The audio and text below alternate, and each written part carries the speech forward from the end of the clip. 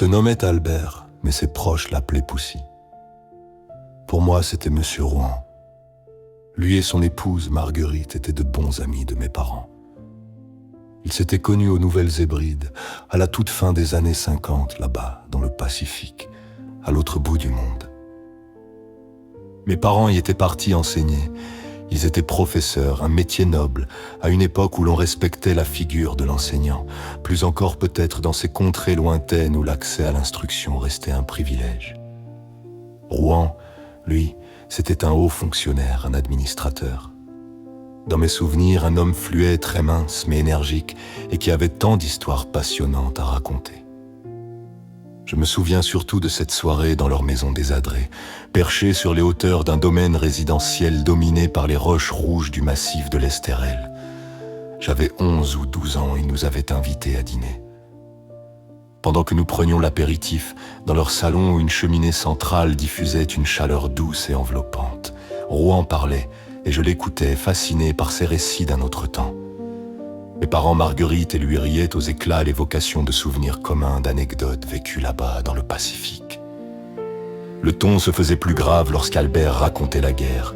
Comment, jeune lieutenant parachutiste, il avait été largué aux Pays-Bas à la tête d'un stick SAS lors de l'opération Amherst en avril 1945. Lui et ses hommes s'étaient réfugiés dans une ferme, encerclés puis incendiés par les Allemands. Contraints de sortir pour ne pas être brûlés vifs, ils furent aussitôt mitraillés. Beaucoup périrent. Rouen, grièvement blessé au poumon, fut laissé pour mort. On s'apprêtait à le jeter dans une fosse quand une infirmière de la Croix-Rouge allemande remarqua un mouvement. Elle s'interposa et supplia les soldats de le secourir, sous peine de se rendre coupable d'un crime de guerre. C'est ainsi qu'il fut sauvé, soigné, puis rapatrié. Toute sa vie, il resta en contact avec cette femme qui lui avait évité une mort certaine. Marguerite, quant à elle, n'était pas moins fascinante. Originaire des Seychelles, légèrement handicapée d'une jambe à cause de la polio contractée enfant, j'en ai gardé l'image d'une belle femme au tempérament fort et au courage tranquille. Une aventurière au sens plein du terme. Et il en fallait, du goût pour l'aventure, pour entreprendre ce qu'elle nous raconta ce soir-là. Sur un coup de tête passionné de navigation, Marguerite était partie sur un voilier avec un groupe de marins américains en escale à Santo. Les Rouen les connaissaient bien, il les recevait souvent à dîner. Son but, rejoindre les Seychelles, le pays de son enfance. C'était un bateau en béton, comme il s'en construisait beaucoup à l'époque. Respectueux de sa liberté, Albert l'avait laissé partir, lui avait-elle seulement laissé le choix.